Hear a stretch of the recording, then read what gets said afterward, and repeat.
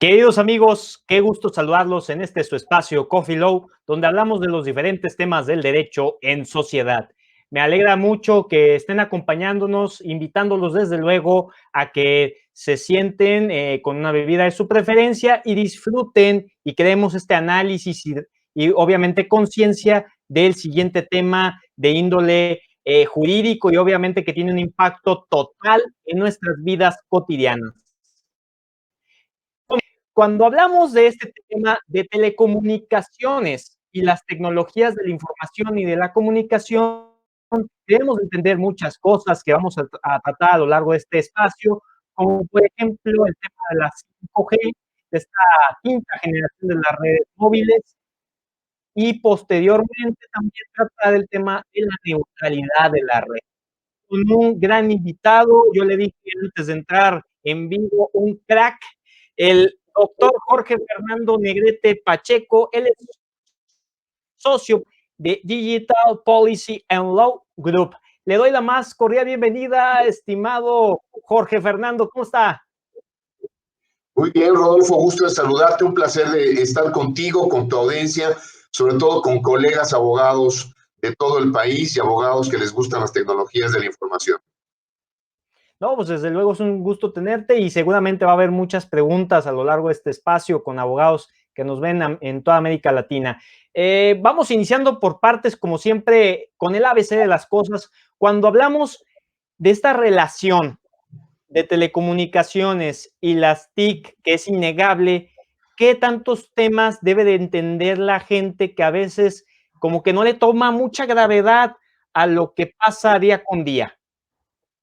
Mira, yo te diría de una forma muy introductoria, muy pedagógica, que las telecomunicaciones, las tecnologías de la información, lo que incluso ahora se le llama cyber law o abogado digital, tiene un antecedente un poco más complejo.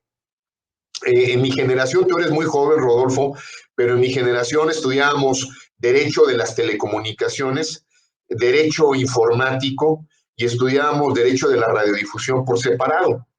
Pero el avance de las tecnologías de la información, particularmente derivado de cada generación tecnológica móvil, 1G, 2G, 3G, 4G y próximamente 5G, han hecho que la convergencia entre materias sea inevitable.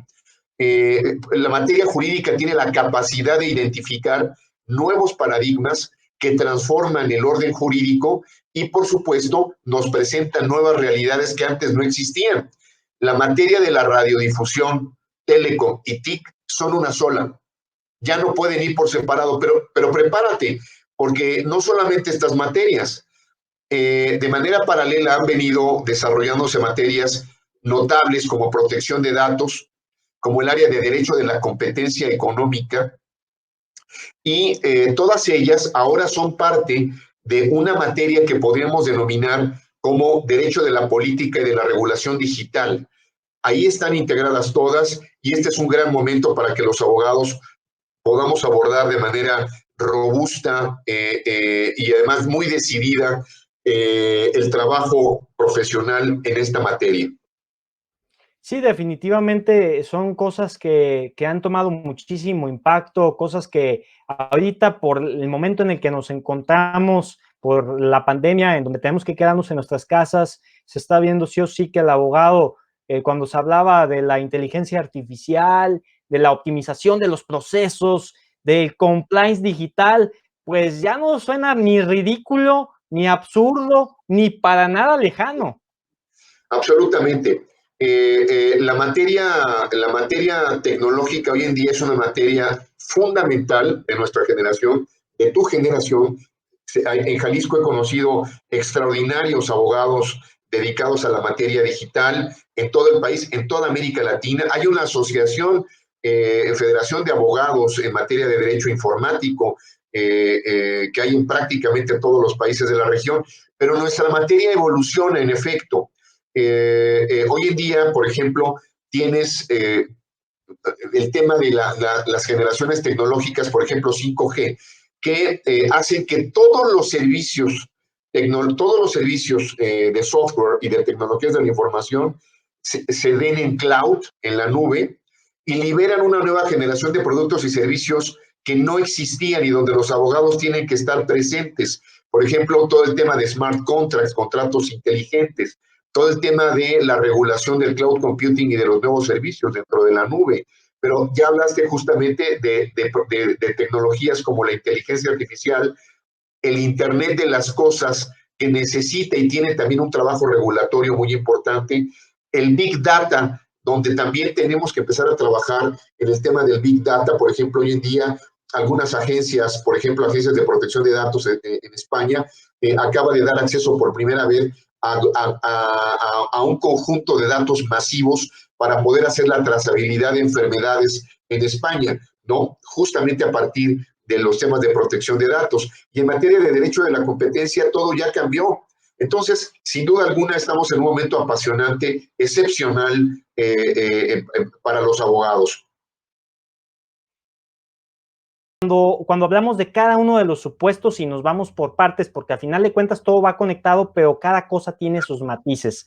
Cuando hablamos de la 5G, ¿qué tanta relevancia tiene con la función de los abogados? Y ya después partimos en la generalidad para que también la sociedad que nos ve y nos escucha también tenga esta reflexión al respecto. ¿Qué rol deberán de tener los abogados ante este novedoso tema que incluso se ve con quien tenga el poderío de esta nueva señal a 5G, se da la más grande potencia del mundo, dicen algunos?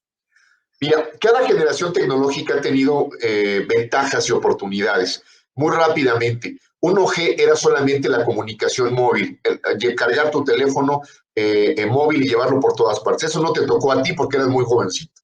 Pero, por ejemplo, la tecnología 2G era la comunicación móvil más SMS. Esa tecnología la aprendiste de tus abuelitos, pero es una forma muy importante de mandar mensajes y muy estables. Hasta el día de hoy es una de las tecnologías más estables, incluso para cerrar contratos, smart contracts o cerrar operaciones en línea, sobre todo para confirmar códigos y claves.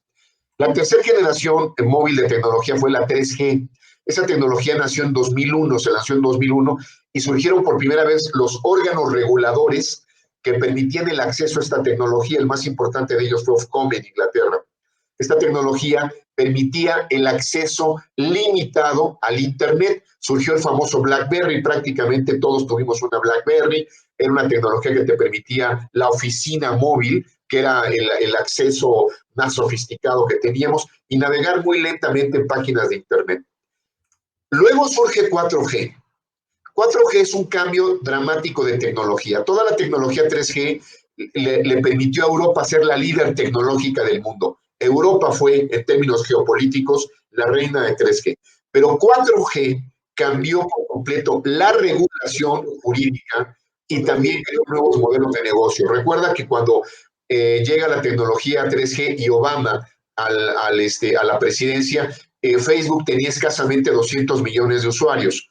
Con la tecnología 4G y con la salida de Obama como presidente, Facebook tenía más de 2.000 millones de usuarios. Ese es el nivel de nuevos negocios y de nueva práctica jurídica que se creó a partir de 4G. 4G que generó los negocios globales, que nos dio a conocer la navegación en full high definition, incluso en lo que es 4.5G, puedes navegar en 4K, o sea, 4 veces full high definition, y se crearon negocios que no existían. El mundo de Google, Airbnb, el mundo de Kindle, el mundo de todas estas aplicaciones globales que son la sociedad del acceso, surgieron con 4G. Quiero que pienses qué puede surgir con 5G, que va a traer toda una generación de nuevos productos y servicios en el core, en su centro, que va a ser el cloud. Y además es nueva infraestructura, ya no es la infraestructura de 4G. Tienes tu supercómputo, tienes edge computing, tienes Wi-Fi 6, tienes una evolución tecnológica donde prácticamente el 80% de la tecnología 5G es digital y puedes de entrada ser 100 veces más rápido que 4G. Vamos sin duda estamos viendo un mundo de geopolítica alrededor de esta nueva generación tecnológica que además es asiática, es China. 3G fue europea, 4G fue norteamericana y 5G es asiática. 5G es asiática y por eso se está esta pelea constante entre China y Estados Unidos en este juego de geopolítica pura, pero cuando precisamente hablamos bien dice, estimado doctor, de este impacto que tiene, pues básicamente en la vida cotidiana de las personas, llamaríamos a poder descargar cualquier archivo que pesaría alrededor de más de 1 giga en solo 1 minuto, en poder interconectar computadora, celular, lavadora inteligente, refrigerador inteligente, todo al mismo tiempo y sin que merme la calidad de la señal de internet. O sea, todo esto son los beneficios de la 5G, pero ¿cuáles son los posibles riesgos que en su opinión refleja esto? Mira, primero voy a descartar los riesgos ambientales. Hay por ahí en internet, seguramente te ha llegado por cadenas de Sí. WhatsApp, de Facebook, cualquier cantidad de basura, donde hay gente que está tirando antenas 5G y donde está diciendo, hay movimientos internacionales que dicen que es una tecnología hecha por los chinos y que detonó el coronavirus y una serie de burradas, una serie de tonterías, pero que tiene que ver con este momento en el cual por primera vez Europa no es el líder tecnológico. Fíjate lo que son las cosas. Estamos aquí en un mundo de abogados. Probablemente alguna de la regulación más técnica que existe en materia de protección de datos sea la europea. Y muy probablemente nos estén escuchando abogados que hayan sido formados en escuelas de protección de datos europeas, españolas, en materia de propiedad intelectual y en materia de competencia. Pero, y tú has visto últimamente que Europa, por ejemplo, ha generado una serie de acciones en contra de Google, en contra de Facebook en materia de competencia, les ha aplicado multas. Recientemente en materia de propiedad intelectual, a los agregadores de Google de noticias los está obligando a que paguen derechos de autor a los periódicos europeos. Y yo te quisiera preguntar, incluso a la misma audiencia, ¿hay alguna empresa europea líder de Internet? Yo no la conozco. No. Yo no la conozco. Cuando estaba en la tecnología 3G, todos los dispositivos eran Nokia, Ericsson y la infraestructura era totalmente europea. Cuando fue 4G, la tecnología fue totalmente americana. Fue un espectáculo de crecimiento norteamericano, una nueva generación de negocios y de especies digitales al estilo Darwin. Bueno, en este caso, la tecnología 5G es asiática porque es una nueva generación tecnológica que ofrece nuevos servicios. Entonces, las amenazas en realidad más que ambientales son, estamos en un mundo en el cual se va a determinar quiénes acceden a las cadenas de valor nuevas que va a generar la tecnología 5G. 4G generó nuevos negocios, Netflix, Spotify, Rhapsody, Voodoo, Hulu, WeWork, en fin, tenemos una enorme cantidad de empresas que Uber, que surgieron con 4G y que son empresas que esencialmente son norteamericanas, con capital norteamericano y que generaron nuevos negocios espectaculares. Nunca habíamos visto en la historia de la humanidad empresas que valieran 900 mil millones de dólares, ¿no? No, nunca. No lo conocíamos. Bueno, eso te lo dio 4G. Imagínate entonces la oportunidad que hay para controlar nuevas cadenas de valor. Somos abogados, tenemos que conocer qué es un nuevo producto, qué es un servicio. Un abogado del sector digital tiene que saber leer estados financieros. Un abogado del sector digital tiene que conocer de cadenas de valor, de modelos de negocio, ¿no? ¿Dónde están los ingresos, los egresos, la propiedad intelectual? ¿Dónde está la protección de datos? ¿Dónde está el acceso a recursos estratégicos e insumos? Y también, si trabaja para la industria de telecomunicaciones, cómo permitirle y acceder a beneficios regulatorios a sus empresas. Bueno, pues entonces tenemos que conocer dónde están los nuevos negocios que por supuesto queremos trabajar como abogados, que queremos asesorar, queremos ser 4G, nos permitió que los abogados de nuestro sector asesoraran a Netflix, que crearan una nueva generación de contratos para el acceso a contenidos. Los abogados de Facebook y de todo este tipo de plataformas estuvieron generando una nueva generación de productos de protección de datos. En materia comercial y con el comercio electrónico hay una nueva generación de regulación con la firma electrónica, con smart contracts, con nuevos productos y servicios. Ahí es donde nosotros vamos a tener una enorme oportunidad para trabajar. 5G es una oportunidad para explorar y para conocer las nuevas oportunidades de asesoría jurídica. Definitivamente, y existían, por cierto, qué bueno si me permites tutearte, estimado doctor, qué bueno que lo mencionaste, estimado Jorge, porque cuando se habla de la implementación de la 5G en su generalidad, venía esa serie de cosas que acabas de enunciar perfectamente, no, pues que va a ocasionar que todo lo que existe alrededor se muera, que realmente lo que estamos viviendo actualmente es precisamente para disfrazar lo que pueda ocurrir con una implementación global de la 5G, pero realmente esto sería meramente un mito. Totalmente. Mira, vamos a partir de una dimensión de análisis de las tecnologías de la información, que es la dimensión de derechos humanos. Las tecnologías de la información de las telecomunicaciones, la infraestructura digital, protegen y garantizan el ejercicio de los derechos humanos. En el 2012, la Comisión de Derechos Humanos de las Naciones Unidas estableció el primer convenio acuerdo que reconoce como un derecho fundamental el acceso al Internet y a los servicios de telecomunicaciones. 15 países de América Latina lo suscribieron. Esto quiere decir, para los abogados constitucionalistas que nos escuchan, que los derechos fundamentales son universales, son inseparables, son indivisibles y son programáticos. Esto quiere decir, esto quiere decir que el derecho de acceso al Internet es un derecho habilitante de la salud, de la educación, de la cultura, de la movilidad, de la seguridad. Entonces, surge un personaje nuevo que no existía, que es el ciudadano digital, que tiene que tener acceso a todo esto. Bueno, cada vez que digamos que las tecnologías, que hay que tirar una radiobase, que hay que tirar, no hay que permitir el despliegue de fibra óptica. Cada vez que le quitemos a un ciudadano la posibilidad de estar conectado, estamos atacando sus derechos fundamentales, estamos violentando sus derechos fundamentales. Pero también este derecho de acceso al Internet nos da derecho a tener la mejor tecnología, nos da derecho a tener la frontera tecnológica, y 5G es la frontera tecnológica. Tenemos derecho a acceder a los beneficios de 5G, y no solamente unos, todos.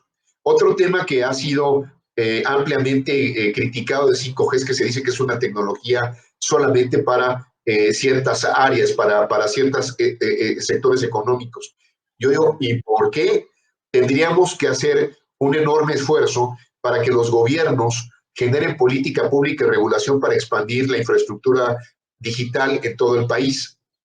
Esto es muy importante. La única diferencia que existe entre una niña del Valle del Mezquital en el estado de Hidalgo y una niña en el lago Lehmann de Ginebra es la conectividad que tienen. Si las dos niñas tienen una tableta y conectividad, tienen acceso a lo mejor de la sociedad de la información del mundo. Entonces, atacar o criticar 5G es atacar el derecho fundamental de acceso a las tecnologías de la información. Definitivamente, y justamente en este tenor de la aplicación de esta interconexión entre los derechos humanos y las garantías con las tecnologías de la información y comunicación, viene un tema que mucho me están haciendo énfasis en las páginas de Coffee Law y de Solo para Abogados, que es una comunidad interlineada Coffee Law, que es la neutralidad de la red. ¿Qué va a pasar? Hubo un anteproyecto presentado por el Instituto Federal de Telecomunicaciones y aparentemente en lugar de poder hacer una salvaguarda de estos principios de la neutralidad, se ve la no neutralidad. ¿Qué vamos a ver en los próximos meses, en este año? ¿Va a haber verdaderamente una aplicación y una claridad a este tema, estimado Jorge? Mira, muchos de los temas en materia de regulación jurídica del universo digital, desde mi punto de vista, tienen que verse en un enfoque distinto. Ok. Por ejemplo, la política pública puede ser eh, proactiva, generando regulación y política pública, pero también es muy importante reconocer que no actuar y no generar política pública es política pública. Es decir, que podemos esperar, podemos pensar que no hacer nada es buena política pública, porque eso nos permite observar la nueva generación de productos y servicios en la red. Recuerda que el concepto de neutralidad de la red es un concepto que surgió cuando teníamos banda angosta, cuando la red de Internet era una red muy pequeña y no había mucha capacidad de gestión de la red. Entonces, había la preocupación de algunos reguladores de tratar de permitir que todos los contenidos fueran exactamente visibles para todos y accesibles para todos los usuarios. En algún momento hubo prácticas económicas que privilegiaban los contenidos de algunos operadores de telecomunicaciones, eso sobre todo se hizo en los Estados Unidos. Hay un caso muy famoso, que es el caso de Comcast, en los Estados Unidos, que privilegiaba sus contenidos. Pero en un mundo donde los anchos de banda son tan grandes ya, en este instante son tan grandes, prácticamente todos los contenidos pasan con la misma calidad y con la misma prioridad en el tráfico generado en las redes. Sin embargo, hay la preocupación de una buena parte de activistas de Internet que tienen la legítima preocupación para que no se privilegie de manera comercial algún contenido en beneficio de alguien en la red. Buena parte de los operadores de telecomunicaciones en el planeta, por ejemplo, te dan gratis Facebook, te dan gratis alguna aplicación musical como Spotify y algún tipo, y WhatsApp. Esto es porque son las redes más usadas. Claro. Esto es porque son las que generan la primera necesidad de intercambio de información. Y aunque puede ser muchos, es al mismo tiempo estas aplicaciones las que generan buena parte del bienestar digital de los ciudadanos. Ahora bien, una preocupación también de los activistas de Internet es que los gobiernos no tengan la tentación de gestionar la red de ellos mismos y se han enojado legítimamente, porque existe esa posibilidad, de que un gobierno pueda privilegiar sus contenidos respecto a otros, sobre todo gobiernos totalitarios, gobiernos que tengan la tentación de no privilegiar la pluralidad informativa, la pluralidad de opinión. La verdad de las cosas es que nos hemos puesto poco a pensar que hay momentos en que el Estado sí tiene que participar de la gestión de datos. Este es uno de los momentos. Este es uno de los momentos. El caso de la pandemia. Hay redes que no son tan eficientes como otros. Hay redes que no tienen la misma capacidad, por ejemplo, que la mexicana. Yo sostengo que la red mexicana es la mejor red de telecomunicaciones de América Latina. Las primeras 4 semanas de la pandemia afectaron el tráfico de la red de Ecuador, Argentina y Chile. Pero en el caso de México no nos ha afectado absolutamente nada. No nos ha afectado el tráfico de datos. Nuestra red tiene la suficiente cantidad de despliegue de fibra óptica para garantizar esta capacidad de transmisión. Entonces, lo que sí es importante es que los órganos reguladores le han pedido a los operadores que le den acceso a SMS, que puedan privilegiar el tráfico de datos de emergencia en caso de que surja una emergencia o un caso crítico en algún momento. Yo creo que en estos casos de crisis y de emergencia, la autoridad tendría toda la capacidad para solicitar una gestión de tráfico en aras del bien común Yo creo que en este instante lo estamos viendo. Varios reguladores de América Latina lo han pedido, lo han solicitado y han obtenido de manera dialogada y conversada con los operadores de telecomunicaciones este acceso. Entonces, la neutralidad de la red está a debate en estos momentos. Sí, y definitivamente hay todos los temas cuando hablamos de, y bien lo mencionaba, bien lo mencionaste, estimado Fernando, cuando hablamos del video on demand y de Netflix, hablamos de cada una de las plataformas que existe, HBO y etcétera, que están sirviendo para darle al consumidor pues una elección de qué quiere comprar y a final de cuentas también se convierte en el monopolio del contenido porque hay algunos que si no compras mi suscripción te vas a perder todo lo que yo tengo, da pie a la piratería digital.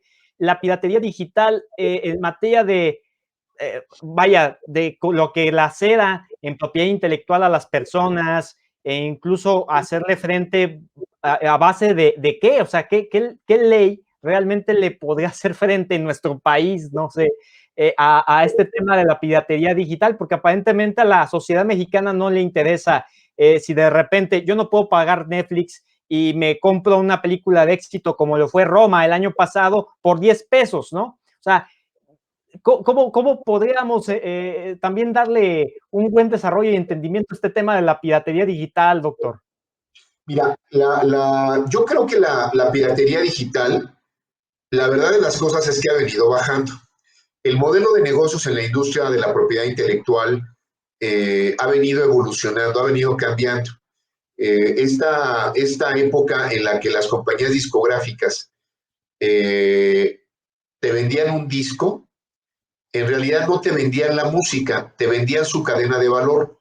Te Así es. vendían que grababan un disco, lo llevaban a una fábrica para que lo maquilaran, para que le pusieran una caja, para que le imprimieran en colores el diseño del disco, para que lo encelofanaran, para que lo metieran en una caja chiquita, para que después lo metieran en otra caja grande, para que lo subieran a un camión, para que ese camión lo llevara hasta Tijuana, para que ese camión en Tijuana lo llevara hasta una tienda Sanborns, para que la tienda Sanborns lo bajara a la bodega, para que saliera de la bodega después a punto de venta a través de un exhibidor y que hubiera promotores. Fíjate cómo la cadena de valor tenía como 20 pasos. El disco valía la cadena de valor y las tecnologías de la información te permiten el acceso inmediato al máster prácticamente desde tu computadora hasta el sitio Spotify, Rhapsody, el que tú digas, Tidal, el que tú quieras.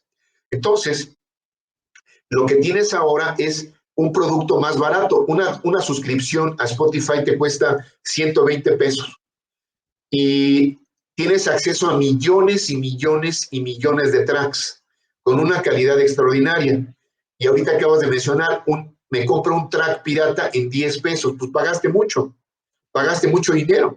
Igual en estos sitios alternativos estás pagando una cantidad cara, mala reproducción.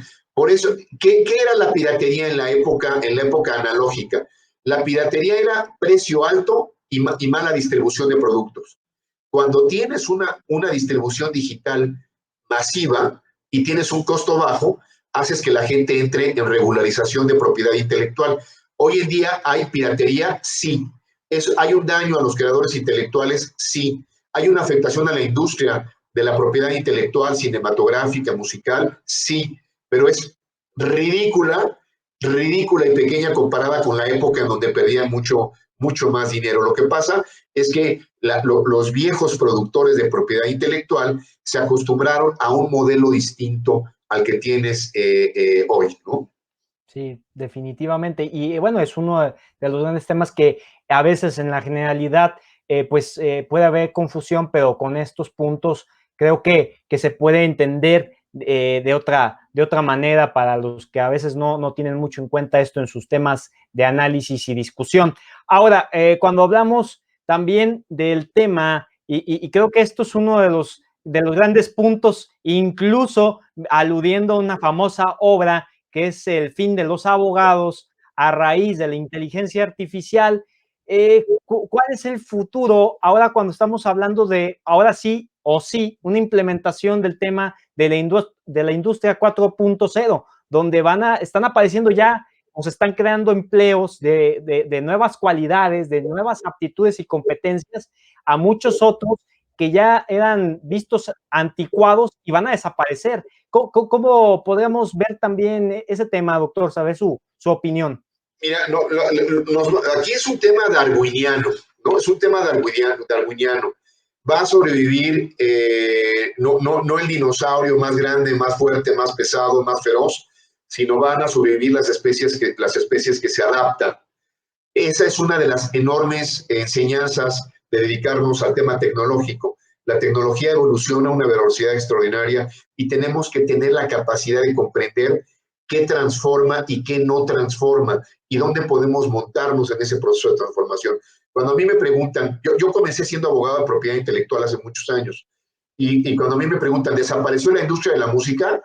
Y cuando me dicen, sí, yo les digo, no, la industria de la música evolucionó de una industria donde tenías tú en un edificio de Warner, por ejemplo, a 1,000 personas, departamentos de mercadotecnia de 100 personas, dedicados 20 a un solo artista, que tenían además las empresas de disqueras, eran socias de las maquiladoras, de las empresas de publicidad, que eran verdaderos monstruos de logística. Hacer ahora un pequeño grupo muy reducido de 20 ejecutivos por país que ahora nada más se encargan de la mercadotecnia y que seguramente ganan las discográficas menos cantidad de dinero, pero tienen más utilidad.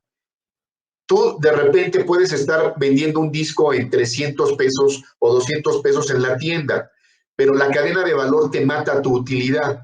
Y si ahora la utilidad la manejas digital y tienes un mercado masivo digital donde estás cobrando una cantidad pequeña pero con gastos bajos, los costos bajos de una empresa más una venta masiva con una pequeña utilidad te hace millonario. Entonces, ahora el modelo de negocio cambió, evolucionó. Lo mismo pasa en la industria del cine, lo vimos con Blockbuster, desapareció y sobrevivió Netflix. La empresa más grande de hotelería no son Rosewood, no son las cadenas de Barceló ni Hilton. La cadena más grande del mundo es Airbnb de cuartos, ¿no? Y ninguno de ellos, de esos cuartos, es de Airbnb. La empresa más grande de taxis del planeta es Uber, y Uber no es dueño de ninguno de los taxis. La empresa más grande de libros para lectura es Kindle, y no son dueños de los derechos de Kindle. Y la empresa de logística más grande del mundo no tiene una sola tienda de venta de productos, no es dueña de una sola tienda. Ellos evolucionaron. Los abogados tenemos que evolucionar y cambiar de manera dramática nuestra práctica profesional. Por ejemplo, los abogados que ahora veo que se llaman cyber law, o que se llaman technolaw, está muy bien, pero me preocupa cuando se dedican solamente a la protección de datos o se dedica solamente a derecho informático. No, es el ecosistema completo que tiene que tener. Una empresa digital te va a preguntar de derecho de la competencia, de protección de datos, de propiedad intelectual, de derechos humanos, de protección al consumidor, ¿no? Entonces, es ahí donde tendríamos que entrar para ser más competitivos, abarcar más áreas del derecho para no desaparecer sin duda alguna. Sí, definitivamente, considerando estos dos puntos que me parecieron muy interesantes, aludiendo a una de las explicaciones que daba Manuel Atienza a algunos alumnos aquí en Ciudad de México sobre el punto interdisciplinario y multidisciplinario. Básicamente, a veces las facultades de Derecho y el propio estudiante que toma mal las decisiones porque no tiene ninguna guía y tampoco tiene intención de tenerla, básicamente se va a las mismas líneas ya sumamente complicadas para que te vaya bien en la vida, penal, civil, familiar, visto desde una concepción que no va a haber crecimiento alguno. Entonces, es importantísimo escuchar este punto, estimado Fernando, porque básicamente a través de tu experiencia y las anécdotas que tienes al respecto, que quede en auge lo que deben de tomar como referencia los estudiantes que ahorita nos están escuchando y los jóvenes abogados egresados. Claro, Rodolfo. Mira, Si tú estás, Rodolfo, frente a un cliente de telecomunicaciones, una empresa de telecom, y te pregunta, oiga, abogado, queremos entrar a 5G. ¿Qué nos recomienda usted en materia de espectro radioeléctrico? Y si yo les digo, mande, o sea, mande, no, a ver, mire usted, tenemos que saber de tecnología, tenemos que saber de espectro radioeléctrico, de aspectos de ingeniería. El 5G va a necesitar 3 bandas de frecuencia, altas, medias y bajas. ¿Cuáles son esas bandas? Hay que decirle al cliente cuáles son esas bandas. Hay que hablar de la segmentación de espectro radioeléctrico. Pero después de eso, hay que ayudarlos en su plan de negocios y en la corrida financiera. Un abogado del sector de telecomunicaciones tiene que saber leer estados financieros. Tú tienes que saber, por ejemplo, te doy un dato. Cuando a mí me preguntan, me agarras hoy preparando mi artículo en el periódico Reforma del próximo lunes, y estoy hablando de las diferencias que hay entre las telecomunicaciones en Europa y Estados Unidos y Asia. De eso va a ser el artículo. Pero, por ejemplo, en materia de derecho de la competencia, en derecho de la competencia no permite en Europa, en este instante, que por cada país haya menos de 4 operadores de telecomunicaciones. El valor económico de todo el sector de telecomunicaciones en Europa es exactamente el mismo valor del sector de telecomunicaciones en los Estados Unidos. La única diferencia es que en Europa hay 50 operadores de telecomunicaciones y en Estados Unidos nada más hay 3. ¿Qué quiere decir? Que no hay escala económica en Europa, que hay muchos operadores, porque el derecho de la competencia hace que en un país como Bélgica, donde hay 6 millones de habitantes, haya 4 operadores de telecomunicaciones. Muchos operadores de telecomunicaciones para un país tan chiquitito. Y Estados Unidos, en el lanzamiento de 5G, dijo, no nos alcanza porque la inversión es mucha, necesitamos de 4 operadores Telecom 3. Bueno, un abogado de telecomunicaciones tiene que saber explicar el tema de los ingresos, qué es un ARPU, ¿no? ¿Qué es un EBITDA? Cómo le impactan los estados financieros y cómo debe de invertir en tecnología.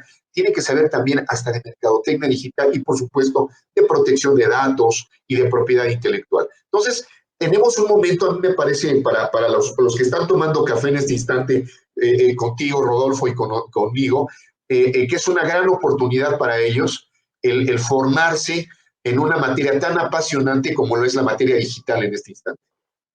Y muchos en este momento se preguntarán, bueno, ¿y qué me aconsejan leer? ¿Dónde me puedo acercar? Realmente con el Internet hay mucho que hacer, pero también existe mucha desinformación y a veces no hay muchos criterios y me sorprende también de los centennial para distinguir a veces lo verídico de lo falso.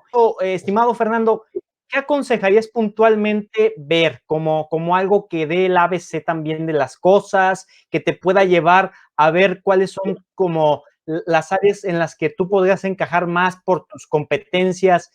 ¿Cuál sería esta recomendación que le darías a los jóvenes abogados?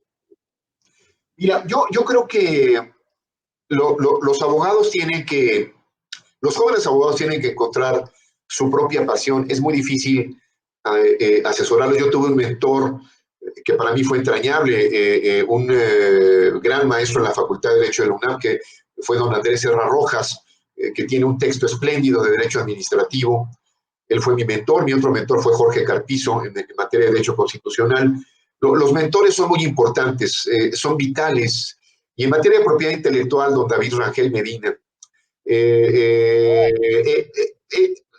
Acérquense a un maestro y definan quién es su maestro. El maestro no existe si no hay alumno. Es decir, nosotros no nos podemos decir maestros de nadie porque la categoría de maestro te la da alguien que decide que tú le puedes enseñar y aportar.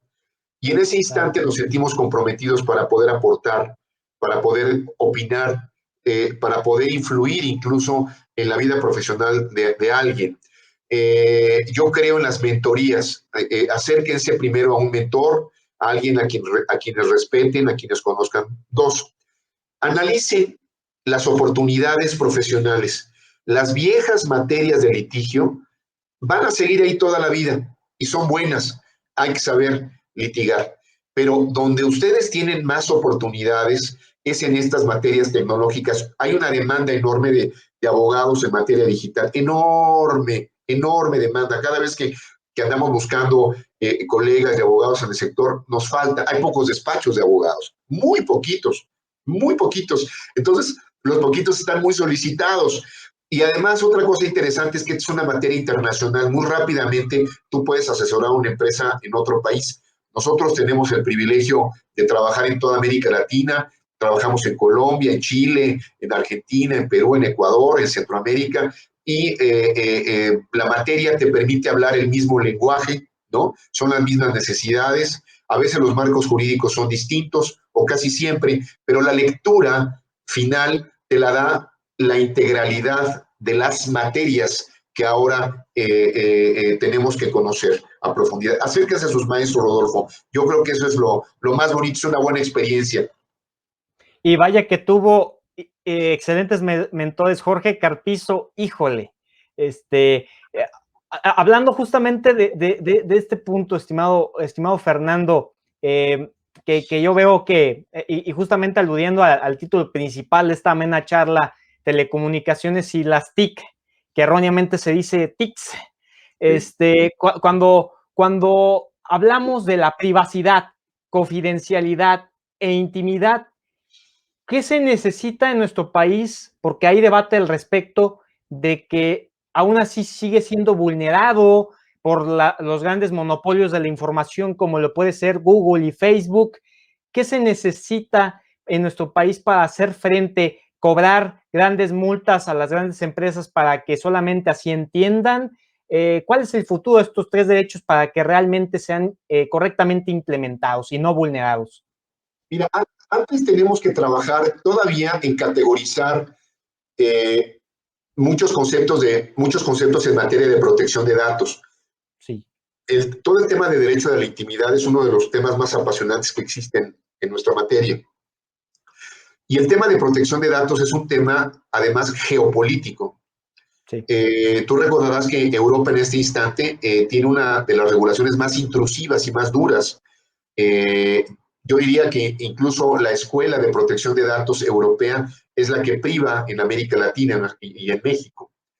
Esta es una regulación que tiene que revisarse porque también lo intrusivo es inhibitorio.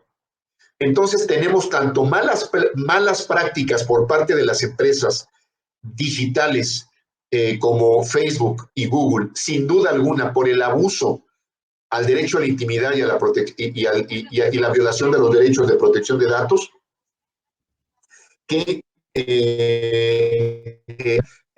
violan y afectan nuestros derechos fundamentales. Pero por el otro lado también tenemos autoridades y marcos jurídicos que inhiben el desarrollo de la innovación y de la creatividad, ¿no?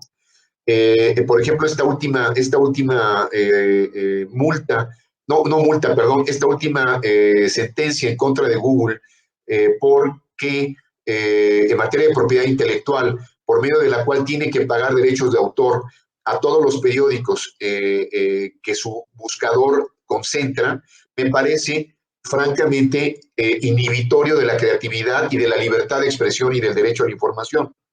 Entonces, tenemos nuevamente que aprender a hacernos para atrás y analizar y categorizar bien la materia. La materia de protección de datos tiene además nuevos elementos, por ejemplo, los metadatos. Cada vez que tú lees un Kindle, por ejemplo, el Kindle está registrando qué páginas lees, en qué tiempo, qué libros estás leyendo, y esa información es un metadato que también tiene un valor y tiene un valor económico. Y tendríamos que entonces aprender cuáles son los datos que hay que proteger y tutelar, que también son datos sensibles, y cuáles son aquellos que sí podríamos incluso dar con un valor económico, con un beneficio económico para el ciudadano, ¿no? Como una contraprestación o como un beneficio legítimo. Entonces, es una mezcla de las dos. Sin duda alguna, tenemos que ser más estrictos con las empresas que abusan irremediablemente y hay que sancionarlas. Y también hay que buscar un equilibrio buscando leyes que nos permitan la innovación, la creatividad y ser competitivos. Esto, por ejemplo, no pasa en Asia. En Asia, en este instante, tuviste que lograron controlar la pandemia, dado el poco aprecio que hay hacia el derecho a la intimidad y a la protección de datos, ¿no? Sí. Prácticamente concentraron a todos en un tiempo determinado, les violaron los derechos a la intimidad y a la protección de datos para saber dónde se encontraban, qué estaban haciendo, dónde iban, y eso permitió que la inteligencia artificial y una red 5G creada ex profeso para ello tuviera un inicio, un puente alto y un cierre de la pandemia, y en este instante están prácticamente cerrando con la pandemia gracias a una tecnología 5G, pero se debe al poco aprecio que hay al derecho a la intimidad. Eso no sucede en Estados Unidos y en Europa, donde apenas están anunciando medidas de uso de datos de los ciudadanos, ¿no? Sí, definitivamente es un tema que contrasta muchísimas cosas y que nuestro país pues va a tener que ir evolucionando. Recordando que, bueno, en materia de transparencia se ha trabajado de forma fuerte y continua de parte del INAI y en lo concreto en Jalisco de parte del ITEI. En este caso, y cerrando, porque estos temas dan para hablar infinitamente, cuando cerramos este debate precisamente en cuanto a qué pasará después de que se estabilice la situación en donde ya las personas puedan salir de sus hogares, pero definitivamente no puedan viajar y tengan que sí o sí utilizar las tecnologías de la información como parte de su vida cotidiana, más allá del chisme a través de las redes sociales. ¿Cuáles son los progresos que particularmente ve que debería tomar el abogado y aquellos empresarios, aquellas pymes que tuvieron que cerrar sus negocios y van a tener que adaptarlo virtual porque si no, pues te vas a quedar en la calle? ¿Cuál sería su visión sobre estos temas, estimado doctor, estimado Jorge Fernando, de lo que le depara a nuestro país con esta brecha digital? Mira, lo que está manteniendo ahora el ejercicio de la libertad de expresión, salud, educación, comunicación, como esta que tenemos, son las tecnologías de la información y las telecomunicaciones. Lo que va a reactivar la economía al final de esta pandemia son las telecomunicaciones y las tecnologías de la información. No va a ser como otras pandemias en la Edad Media, en Grecia, a principios del siglo pasado. No será así. Yo creo que los elementos neurológico-digitales de la sociedad, estas redes que nos están conectando, van a tener la capacidad de levantar más rápido nuestra economía de lo que nos imaginamos. Y ahí la labor del abogado asesorando y creando de manera proactiva empresas digitales, asesorando a la pequeña compañía, a la pequeña empresa de la esquina, de enfrente, que da un pequeño servicio, enseñándole construyéndole un plan, ayudándole a construir un plan de negocios viable, adaptado a su realidad, va a permitir que tengamos trabajo de barrio en materia digital o trabajo de colonia o corporativo en materia digital. Creo que tenemos una enorme oportunidad para encontrar un nuevo futuro digital profesional para nosotros. Pues indudable, nos gustaría siempre estar abundando en más matices porque hay muchísimas cosas de las cuales se pueden profundizar y más con alguien como tú, estimado Jorge Fernando, pues es básicamente una de las personas que son referentes siempre en este tema de telecomunicaciones y las tecnologías de la información y comunicación. Y qué dicha que nos hayas dado un poco de tu tiempo y, claro, esta experiencia que tienes en el tema.